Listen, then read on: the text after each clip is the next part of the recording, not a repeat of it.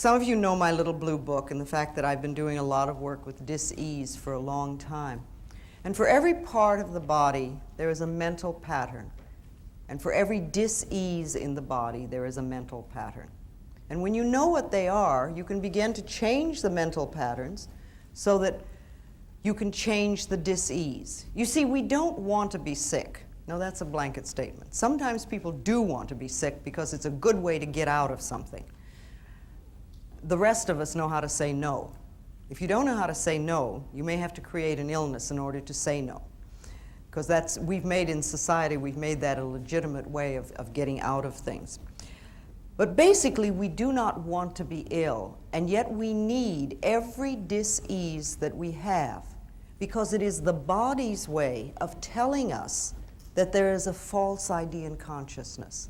Something that we're doing, something that we're believing, something that we're saying is not for our highest good. And the body is saying, please, and it's sort of almost like tugging, saying, pay attention. So, when we know what these patterns are, it gives us, again, a choice of whether we wish to do something about it or not. See, some people do not want to release their diseases. I read something very interesting the other day.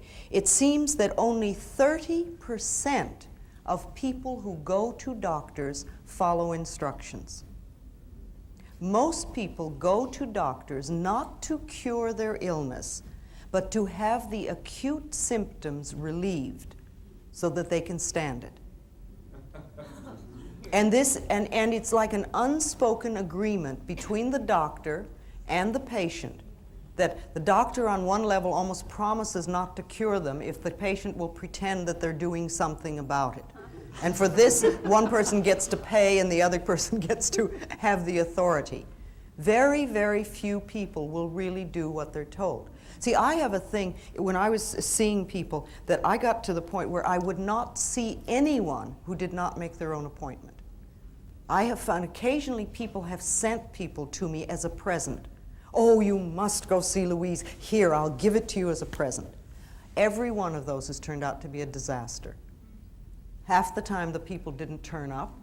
When they did turn up, they weren't really interested. When they seemed to be interested, they never went away and did anything, or if they did, it was a little bit, and they never came back. We have to be ready to do it ourselves. Remember, each person has come to this planet to learn a lesson. You have your lessons, you have your lessons, I have my lessons, you have your lessons. They're all different. We cannot learn the other person's lessons. We are not here to change other people. We are here to change ourselves. That is what we've come to the planet for, to change ourselves. If we try to do it for someone else, or learn their lesson, or make it nice, they don't get to learn it. And even if we fix it, isn't it amazing how they turn around and recreate it again? And we all know people like that. We've paid their rent, or we've gotten them out of some mess, or we've done this for them or that for them. And 2 months later, they're in the same problem because it's their pattern. It has nothing to do. Teaching them how to get out of it, it is much better if they're willing to learn. So it's like, the student must come to the teacher. And when the student is ready, the teacher is there, always. Let's talk a little bit about disease in the body. And I'd like to just generally go through the body on the different parts and different patterns. The head, basically, metaphysically, represents us. This is what we see of each other. Most of us, most of the time, wear clothes, and we're pretty well covered up. However, the heads show. So this represents us. And when there is something wrong in the head, it usually means that we're feeling very bad about ourselves. Headaches are almost always invalidating the self, which means making yourself wrong for something. And the next time you get a headache, you might just ask yourself, how am I making myself wrong? What have I just done that I'm putting myself down for? And see if you can't forgive yourself for it and allow that loving, accepting energy to flow. I mean, even if you've made a tremendous goof, so what? Take it as a learning experience, not as an excuse to beat yourself up. Because that doesn't do any good. When you punish yourself, you don't learn anything. The ears are the capacity to hear the truth.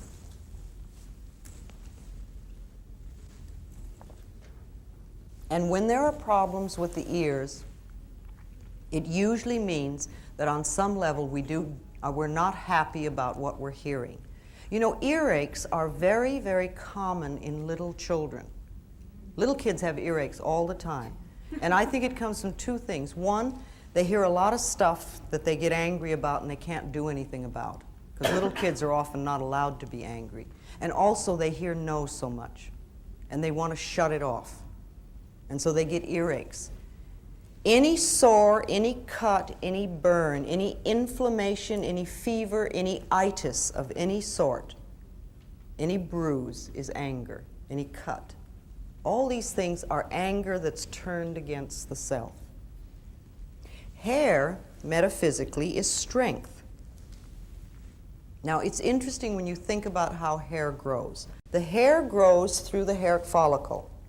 And very often, when we get tight and tense and nervous, we have it started back here in the shoulders, we bring it up through the neck and over the top of the scalp, and very often we bring it down around the eyes too. But when the scalp is really tight and the hair can't breathe, then it falls over and dies. And if we keep that scalp really tight with tension, the new hairs can't grow through, and we get what we call baldness. Now, just for a moment, I would like everybody in the room to relax their scalp. Okay, did your scalp move? You don't have to tell me, just know yourself. That means that you normally keep your scalp in a state of tension. And it might be a wonderful exercise for you about 10 times a day to just say, scalp, you can relax. Just let go. And begin to make a habit of relaxing your scalp. Tightening your scalp does not do anything in the world. Doesn't make you brighter or stronger. Won't get the girl or the guy. It doesn't lose anything. All it does is make tension for you. So let your scalp relax. The eyes are the capacity to see. And when there are problems with the eyes, it means that there's something we're not willing to see, or we're afraid to see, or we don't know how to see. It can be past or present or future. It can be part of our life or all of our life, or we can see life through two different ways. If you have astigmatism, it's like we see life in two different directions. I do not believe that the reason people begin to wear glasses is that they're getting older in middle age. I think that what happens is many people spend a lifetime of saying, I don't want to see that, I don't want to look at that, don't show me that, don't let me see that. And remember, the eyes, the cells in the body begin to listen to what we're saying. They hear everything. And they begin to turn the sight off. When I see a little child wearing glasses, I always know there's stuff going on in that family they don't want to look at. The mouth is the capacity to break down ideas for analysis and decisions and discrimination and taste, like you would food. Teeth problems are almost always long-standing indecision. The throat is the avenue of expression. This is where we express ourselves. This is where we say, I am, and I want, and I have, and I will. This is where our creativity flows. And it's also the area, the chakra center in our body where change takes place. When we feel we don't have a right to speak up for ourselves, we often have throat problems. And laryngitis, sore throats are just anger, and laryngitis is literally being so mad that you cannot speak. Thyroid has to do with creativity, thyroid problems. And it's not expressing ourselves. People who have thyroid problems usually do what their mothers want, or their fathers want, or their husbands, or their lovers, or their wives, or their bosses, somebody else, but not themselves. And you could say, well, you know, there's a lot of things with thyroid and goiter in the Midwest, but then where are people more bound by what the neighbors think and the shoulds of life? All right, shoulders have to do with burden bearing, carrying the weight of the world on your shoulders, taking other people's problems and carrying them, and not being free to shoulder your own responsibilities. However, we can make light of them. They don't have to be heavy burdens. The experiences we have in life do not have to be heavy burdens. They can be experiences. There are certain things in life that are normal and natural to life, and it's part of our experience. Being born, growing up, having relationships, ending relationships, getting jobs, ending jobs, getting married, having babies, people dying, dying ourselves. These are normal and natural parts of life. And they're experiences that we're all meant to go through so that we have that experience. Arms and hands hold and embrace ideas and events and situations and experiences. And when we have problems with the arms, it usually means that there's some experience that we're going through that is difficult to embrace, or perhaps it's too much. The lower part of the arm has to do with your abilities, and the upper part, your capacity. Now, I've noticed something, that when people nurse someone who has been ill for a long time, they often have upper arm problems. It's like they have the ability to do it, but their capacity gets stretched, and it becomes too much, and it's almost a burden. Hands hold and grasp, and they hold lightly and lovingly, or they clutch. And when there are problems with the hands, it usually means that there's something that you're experiencing and going through that is too difficult to handle. There's a problem with it. Fingers have to do with details. Our back, the back is the support of life.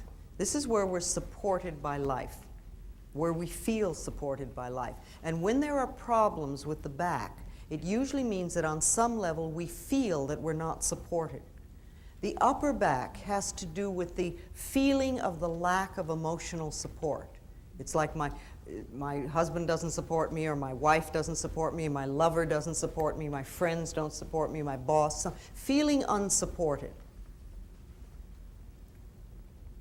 The middle back has to do with guilt, all that stuff back there. And the lower back usually has to do with finances. And where do we have so much problems with the lower back? Sciatic nerve is almost always money. Fear of money, not money itself, but the fear of it. And it has absolutely nothing to do with how much you have. It's how you feel about it. You know, so many people think that money is the most important thing in the world, and if they don't have money, they would just die. But that's not true. There's a substance that is far more precious and far more important to us that we literally can't live without. What is that? Love. No, plenty of people are miserable and lonely most of their life and live. Air. Your air, your breath. Your breath is the most important thing that you have, the most precious thing. If you didn't take another breath, you wouldn't last 3 minutes and you'd never get out of this room. And yet we absolutely take for granted that our next breath is there. Look at us, we're all in this room breathing, and I'm not saying don't breathe, there's not enough for me. We assume that it's there. And when we exhale, we don't think about where's my next breath coming from.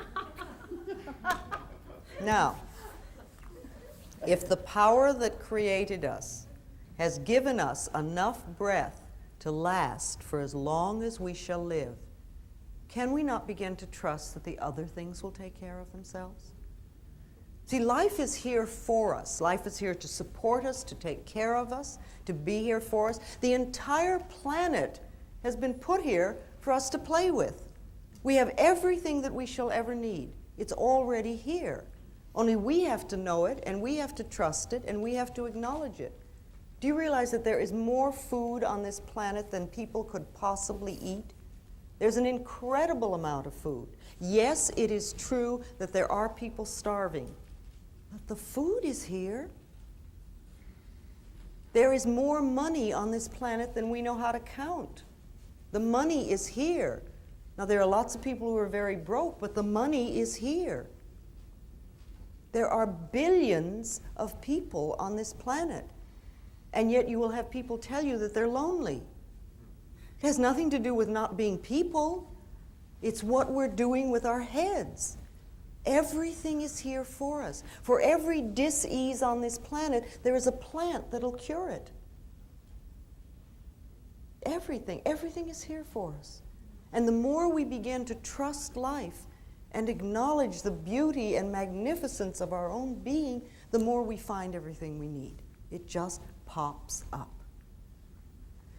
Okay. Lungs have to do with taking in life. This is the breath of life. This is where we take in life. And we have the ability to take in just enough to get us by, or we can fill our lungs and really have all the cells in the body work well and our brain cells work well. Traditionally, for generations and generations, women have been very shallow breathers because we bought this story that said we're not good enough, that we're second-class citizens, and we began to believe that we didn't have the right to take up very much space, and we barely had the right to exist, and so we take in just enough air to keep us going. That's changing now, and it's wonderful. And one of the things that really excites me today is what's happening with women in the gyms. You know, we have worked in the fields for a very long time, but I think this is the first time that I'm aware of where women have really gone out for sports. And you see some of the female bodies in the gyms these days that go out and exercise. They are incredibly magnificent. Just wonderful. And they are taking in life and taking up space and taking air. And I think it's beautiful. So people who have lung problems, people who smoke too much, people who have emphysema and things like that, they're cutting life off. They're saying on some level, I don't deserve to exist, or I only deserve to exist a little bit. Breasts have to do with mothering and nourishment. And when there are problems with the breasts, there's either a mothering problem or a nourishing problem. It's very similar. We can over-mother people or situations or places, and then we get into trouble. However, every woman that I've come in contact with that has breast cancer does not nourish herself. It's like you give and give and give and give, and they're not taking nourishment for themselves. And of course, there is resentment about it.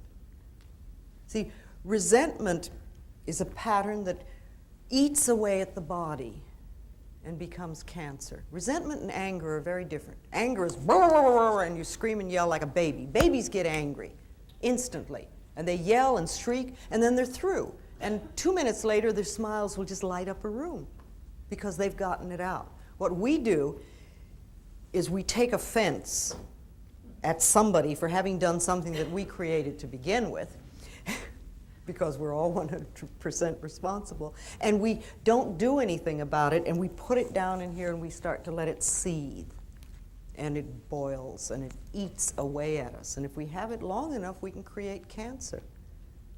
See, diseases like arthritis are created from things, patterns of criticism. Arthritic people are always very, very critical people. Now, they may be sweet on the outside, but that means that the criticism is turned inward, and they're doing a constant negative put-down number on themselves.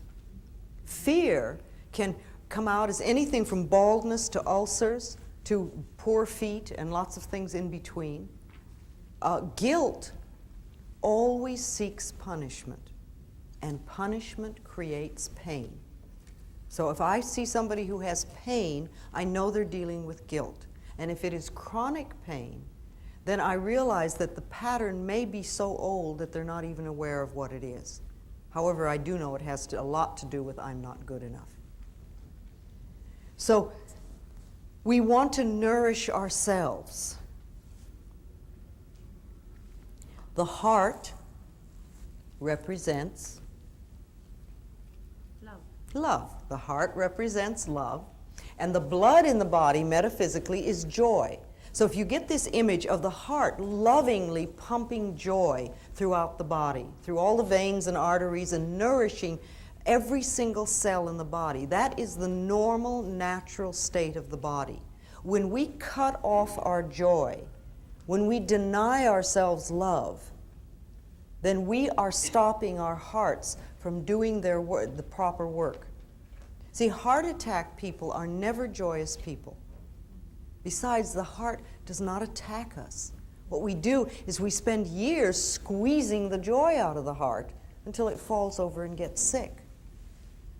Now, anemic people are what I call yes but people. They come to you with a problem, you say, well, you could do such and such. Oh, yes, but.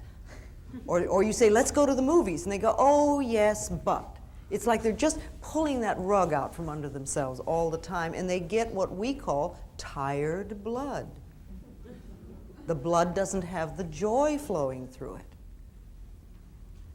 Now, high blood pressure is like emotional sprees. Everything becomes a big deal. Everything is a huge deal. And again, it may be not on the surface, it may only be inside. And low blood pressure is just the opposite. Low blood pressure and hypoglycemia are very similar. It's like, what's the use? It won't work. Why try? Don't bother. It's just, again, it's just, there's this, no get up and go. All right. Kidneys have to do with disappointment and failure and fear.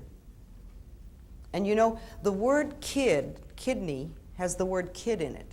And if you think of a little child, they can drop their lollipop and it is the tragedy of the world. The whole world is ended for them at that moment. People who have kidney problems have a tendency to react to life in the same way. They make huge deals out of experiences. And if you speak to anybody who's on a dialysis machine, you will find out that about 2 months before that happened, they experienced what they considered a big loss in their life, either a relationship or a house or a job or something like that. And it's like they feel they can't go on. They just can't go on. They don't know how to filter that experience through them. The liver is the laboratory of the body. It does over 500 different functions, and it is also the seat of primitive emotions. So when we are very angry, that's like rage and anger and hatred sit in the liver. And when they do, then they create a lot of problems. If you're a very angry person, you can throw your liver off. If your liver is off, you can become a very angry person. For instance, everybody in AA is an angry person. You've got two givens with anybody in AA, a lot of self-hatred and a lot of anger. And both of those need to be dissolved before the real healing can take place. Stomach. Stomach digests ideas. We have taken in, it's intake, assimilation, and elimination. So the stomach is there to assimilate ideas. And very often when new experiences happen, we have problems assimilating them. It's something outside. Bells go. It's all right. We'll assimilate this experience. And they have a right to make some noise. If a noise happens and it disturbs you, if you give it permission to be there, it's amazing what happens. Like we give that permission to make that noise, and then it sort of goes away from our consciousness. People get very frightened about experiences, and they find it difficult to digest them. You see, ulcers, remember, are nothing more than I'm not good enough. It's fear, that's all it is. Only it's a fear with the boss. It's another way of saying I'm not good enough. Thinking just for a moment of how the stomach works on a mass scale. When airplanes came in a few years ago, God, they must be here, 20, 30 years now? But anyway, when they first came out, remember they had the little throw-up bags at every single seat. And we were flying, but this was a new idea that we did not know how to stomach. The idea of getting in a little metal tube and going through the sky and getting down on another place was not something that we could stomach easily. So everybody was throwing up into their little bags, and they'd roll them up and hand them down to the aisle, pass them down the aisle to the stewardess who was running up and down the aisles collecting these bags because people were throwing up. We were frightened. Now it's many years later, and we've digested the idea of flying, and it's very simple now for us. And while the bags are still there, hardly anybody's throwing up. And the last time I was on American Airlines, I noticed that if you put 3 stamps on it, you could send it off and have your film developed, because nobody's throwing up anymore. They had to do something with it. Okay. Where are we now? Spleen has to do with obsession. We become obsessed about things. All right. The colon is elimination, release, and letting go. And when we are constipated, it literally means that we're holding on to old shit. That's all it is. We won't let go. We won't let things release. Remember, intake, assimilation, and elimination. And I like to think of it all being in divine right order. And there are times when we stop it at different places. So people who are very constipated are usually holding on to old ideas that they don't want to let go of. They're stuck in some place. Sometimes they're very stingy people, but not always. And diarrhea is just the opposite. It's letting go of things too fast. It's fear. It's just pure fear. I remember the very first time I did a play. I did opening night on Kaopectic. A whole bottle. On the surface level, I was fine. I was having a wonderful time, and everything was wonderful. On the internal level, the little kid was shit scared, and that's exactly what was happening. And after opening night, it was fine. I didn't need that anymore. But at some level, I needed to go through that. Knees. Okay, knees are marvelous. Knees are a little bit like the neck. They have to do with flexibility. But they also have to do with bending and pride and ego. Because this is where we kneel. This is where we bend down. This has a lot to do with forgiveness, the knees. And you know, the ankle can get hurt. It's also a joint, and it heals very quickly. But the knees take a long time because they have to do with stubbornness and pride and ego and this self-righteous thing of not wanting to forgive. And that's why they take so long to heal. So if you hurt your knee, or you might think back about some time when your knee might have been sore, ask yourself, where were you being stubborn? Where were you being unforgiving, unbending? And allow yourself to just move through that. Feet have to do with understanding. This is what we stand on. This is our understanding of ourself and of life. And when we have problems with the feet, again, there's something wrong with our understanding about how we are moving forward. Now, you know, little kids come into life and you see them, they're on happy dancing feet. They jump all over the place and they run and skip and dance. And how many elderly people have we seen that move through life like this? Now, what kind of thoughts do you think a person could be thinking for years to create this? I don't know what's going on, all right. What else? Depression. Life is a burden. Nothing works. There's nothing. Is this all there is?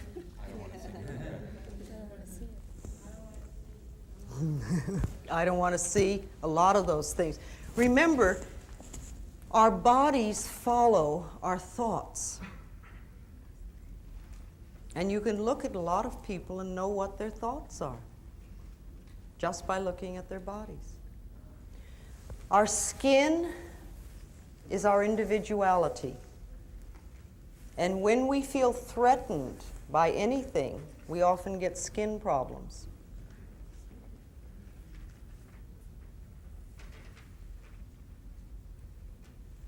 When people frighten us, we feel our individuality is threatened and the skin goes.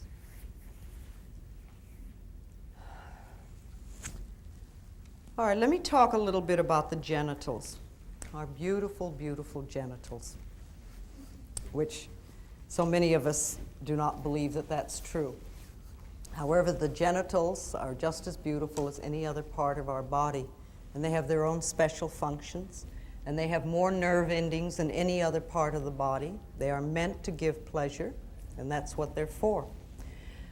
We have a lot of stuff about our genitals, and this is unfortunate because they either represent the most feminine part of ourselves, our femininity, our feminine principle, or they represent the most masculine part of ourselves, our masculinity, the masculine principle. And when we do not feel good about ourselves as men or women, or about our sexuality, we can have a lot of problems with our genitals. It's very, very seldom that I talk to people who were raised in a family where the genitals and their functions were called by the right names. We all had euphemisms for everything. Let's share a couple of them. What were the euphemisms for you as a child? Yes? Our no-no. Okay. All right. Okay. All right. Yeah, that makes you feel good, doesn't it? What else? Yes? A wee-wee. Yes? Nasty, nasty. Nasty, nasty. Boy, you must really... Okay. Yes? Down there. Private parts. Private parts. What? Couldn't even talk about it. Do you see? And just notice the laughter in this room at the moment. Here we are, grown-up adults, supposedly we all have it together sexually, and the minute we mention what we called it when we were a child, we start to giggle nervously like that we're doing something wrong. It doesn't matter really what it was. It could be from the most awful word to just sort of down there. But we get the idea that there is something wrong between our legs, and we start treating ourselves that way.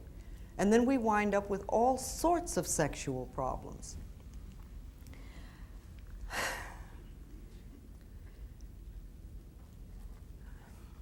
Almost all venereal disease comes from sexual guilt. It's a belief that there's something wrong with us and our genitals. Now, you know, people that have cancer have a lot of self-hatred and a lot of resentment, and usually not a very much trust in life. There's sort of a feeling of helplessness and hopelessness that goes with cancer. If you add to that sexual guilt, you wind up with things like herpes and AIDS. It's like the next logical step. The sexual revolution, which came about, I think, in the 60s, as I remember, was very wonderful because it helped us to get out of a Victorian mode of thinking. And we started to do all sorts of things sexually that we hadn't allowed ourselves to do before or that we had hidden. See, not only did gays come out of the closets, but people came out of sexual closets. And we began to discover a lot more about child abuse and incest and all sorts of things that we hadn't been able to talk about before. And on one level, the sexual revolution was good. We got to express ourselves sexually much freer than we had before. Women could have one-night stands as well as men, and it was wonderful. However, the one thing we did not deal with was what I call Mama's God. And by that I mean what your mother believed about God when you were 3 years old is sitting right here in your subconscious mind. What did that God believe about women, about men, about homosexuality, about sex? And if those beliefs are still there and we have not done something to change them, then what happens is we create things like herpes, which comes back again and again and again to punish you. And then if we move into the gay community, where they have every single problem that everybody else has, plus the fact that society is looking at them and saying bad, and their mothers and fathers are looking at them and saying bad, and this is a real heavy load to carry. And so we create the circumstances, the climate, where something like AIDS can come up. I find to myself that AIDS and cancer are very, very similar. And I work exactly the same way with both of them. Doing a little more to work on dissolving sexual guilt, because that's a real problem. You know, if you think for a moment about the vastness of the universe, it is so incredibly big that our human minds cannot comprehend it. It is enormous. And even our top scientists with the most up-to-date equipment today cannot measure the size of the universe. And half of them don't agree on whether it's expanding or contracting. And in this incredible universe, there are so many galaxies that we haven't counted all of them. And in one of the smaller galaxies, in a far-off corner, there is the small galaxy called the Milky Way. In a very far-off corner, there is a minor sun. And around this sun revolve a few pinpoints, one of which is called planet Earth. Now, I find it very, very hard to believe that the incredible intelligence that created this entire universe is an old man sitting on a cloud above the planet Earth watching my genitals with a book.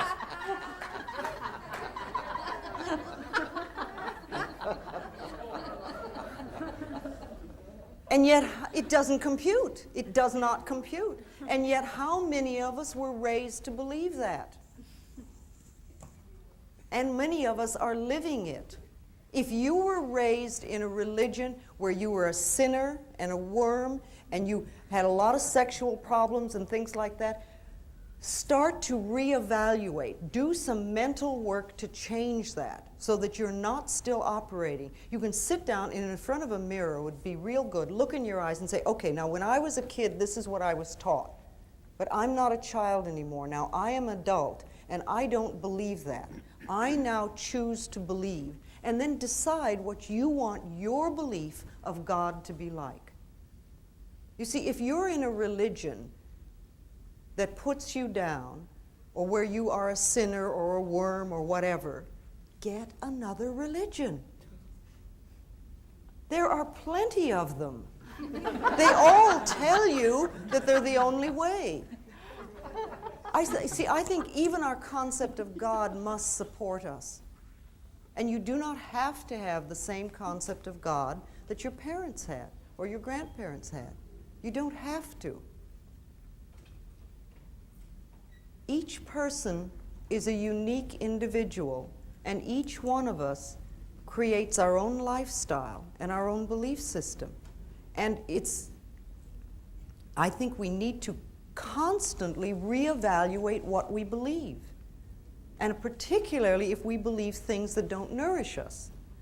Think, why do I believe that? Where did I learn that? Is that really true for me now? Does it make sense? Maybe I could let that one go. You might create a pair of psychic scissors and cut them out of your consciousness, or create a great big wastebasket and say, okay, that one goes there. And decide that you just do not choose to live under old limitations anymore. Refuse to believe in worry. Begin to trust the universe and watch how it works.